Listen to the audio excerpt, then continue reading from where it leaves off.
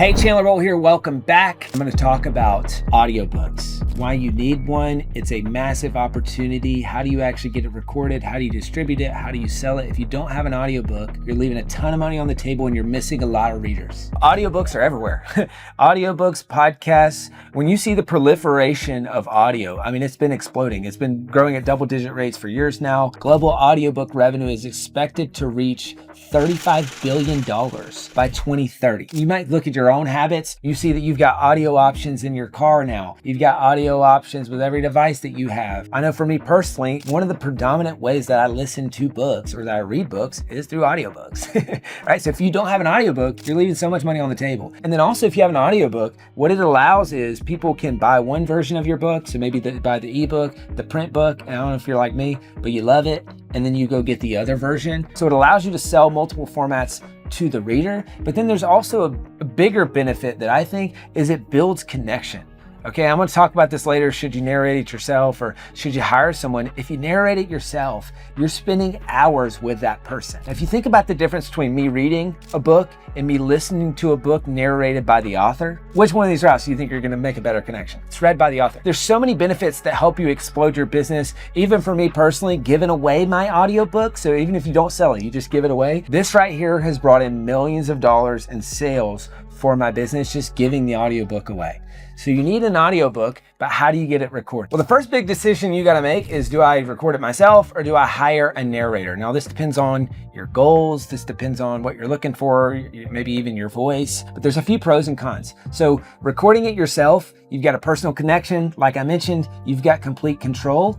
And it might save you some money. Cons and reasons you might want to do it is it either requires quality equipment if you're going to do it at home by yourself, or it requires you to hire someone and go into a studio. It's very time intensive. All right, I think I recorded my audiobook in about a day and a half, but that was cruising. And that's me. I do a lot of speaking. I do a lot of all that stuff. So that was really, really fast. It's probably going to take you a couple days depending on the length of your book. And there's a learning curve. And then there's hiring someone. So the pros of this is you get a really professional quality. If you hire a professional voice actor, you know it's going to be good, you know it's going to be quality. They've got experience with pacing, with emphasis, and then the biggest pro is that it saves you time. All right, now the cons of this maybe is the cost, right? This typically is $250 to $400 per finished hour of audio. So let's say you got a 6-hour book, it's probably going to be kind of expensive, and it's a less personal connection. Now, sometimes depending on where you're at and depending on, hey, do I value time or money more? So am I willing to spend time to save money, or am I more likely to spend money to save time? That might dictate your decision. Now, early on, I just wanted to save time and I thought, hey, it's probably gonna be a little bit cheaper and just less hassle to just hire someone. So that's what I did. And I would spend a couple $1,000, hire a professional, they recorded my audiobooks. But there became a point with my most recent book where I said, I wanna build a personal connection with my reader. And so I'm gonna go through the hassle of recording this. And so if you choose to do that, there's kind of two routes that you can take. There's the in-studio method, and then there's the DIY method.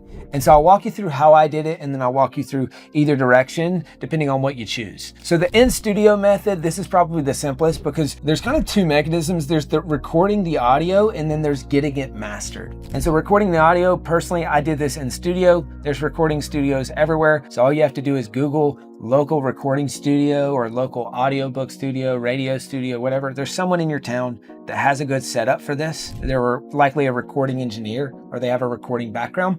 So I went in the studio, we had the setup, I read for a day and a half. I made sure that I'm standing up so that my energy is high. You got to make sure that you're consistent with where you're at with the mic, all that stuff. But honestly, if you got a good engineer, they're going to tell you this stuff. Hey, go back and repeat that. They're going to kind of guide you and direct you. And so then they can get the raw file, and then a lot of times they can master it. So that's a good benefit, is you might want to find someone who they can do the recording in their studio, but then they can also master it, which basically just means editing. They're just kind of chopping it up. They're pulling out the ums and ahs. They're making sure that there's no double repeating yourself, because you will repeat yourself.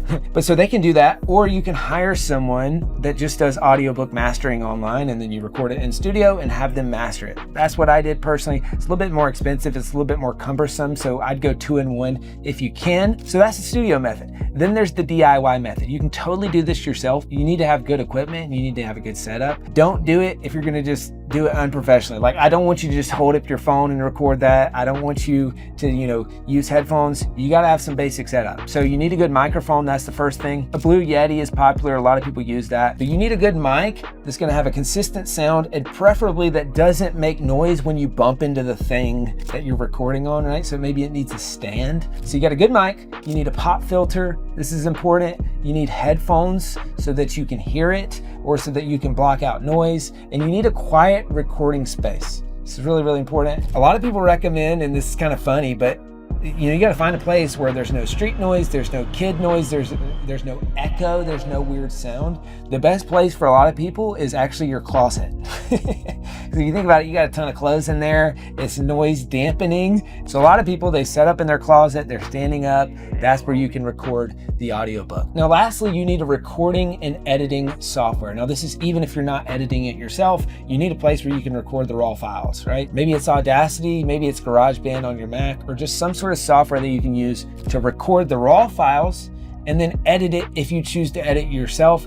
I really don't recommend this unless you're just a pro at this. This is maybe where if you record it yourself, you hire someone to master the audiobook for you. So now that you've got the audiobook recorded, how do you do distribution? So there's kind of two main options here. There's a company called ACX. This is owned by Amazon. So this is basically Audible.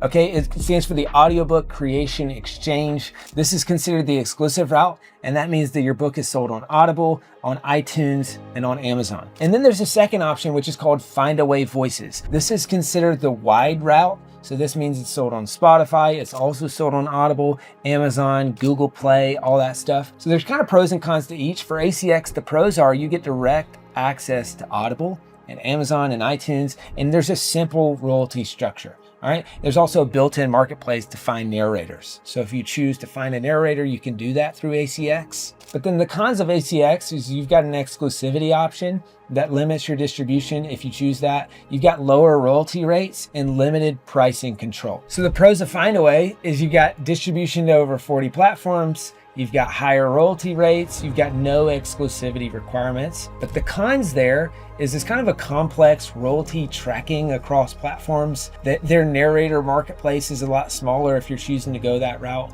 and it may take longer to see sales and to see royalties. So pick the one that's best for you. If you just say, hey, I don't care about Spotify and all that other stuff, ACX is probably best for you. If you really want to go wide with your distribution, it's probably worth it to submit through Findaway Voices as well. So that's it. That's why you should have an audiobook. That's the process of getting it recorded and how to get distribution. My biggest piece of advice here at the end is do it. So you should do it. You should have an audiobook for your book. I get it. It's an extra expense, all that stuff, but it's going to unlock so many readers and so many customers for your business if that's your goal. But then in addition to that, what I would say is you need to treat this audiobook launch like a launch. One of the biggest mistakes that I've made in the past is I rolled out the audiobook and I didn't market it. I didn't try to get reviews, all that stuff. So you need to focus on this audiobook and launch it, right? This is an excuse to launch your book again. So that's one of the benefits of this is you can do all the things that you said that you did with the ebook launch or your print book launch, and you say, hey, my goal is to get at least 50 reviews on this audiobook. Because if you just put it out there and you don't do dedicated effort towards it, kind of languages on those stores and it won't reach its full potential. So here's your homework. All right, I want you to do 3 things right now. Number 1, decide if an audiobook's right for you. Are you going to do it? Are you not? And then secondly, if you are going to do it, you need to decide between self-narration and hiring a professional, what works best for you. And then thirdly, and quite frankly, most importantly, is you need to create a 12-week action plan to bring your audiobook to life. Make sure that you got a 12-week plan so you can get your audiobook done. So that's it. That's how you record an audiobook, why you should do it, and how to get distribution. I've talked to a bunch of my friends who are very successful authors, and a lot of them, their biggest royalty channel is from audiobook sales. So you need to do this, and there's 2 things I'd love for you to do right now. Number 1, comment below on this video. Let me know what was your biggest takeaway, what was most helpful from this video. Are you doing an audiobook? Are you not? Comment below. I read and respond to every single comment. And then secondly, if you like this video, click the like button, subscribe to this channel. We're on a journey to 100,000 subscribers. You might help us get there. So subscribe to the channel, and I'll see you in the next video.